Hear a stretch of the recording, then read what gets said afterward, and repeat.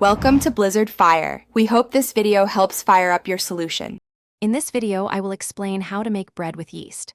Let's start with the essential ingredients you'll need for a delicious loaf. First, gather your flour, water, yeast, and salt. For best results, use bread flour, which has a higher protein content. Ensure your water is warm, around 110 degrees Fahrenheit, to properly activate the yeast. You'll typically use about 2 1/4 teaspoons of active dry yeast for a standard loaf. These simple components are the foundation of your homemade bread. Now that you have your ingredients, it's time to mix and knead. In a large bowl, combine your flour, salt, and yeast. Gradually add the warm water, mixing until a shaggy dough forms. Turn the dough out onto a lightly floured surface and knead it for about 8 to 10 minutes. This crucial step develops the gluten, which gives your bread its wonderful texture.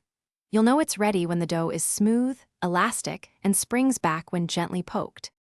After kneading, your dough needs its first proof. Lightly grease a large bowl, place the dough inside, and turn it once to coat.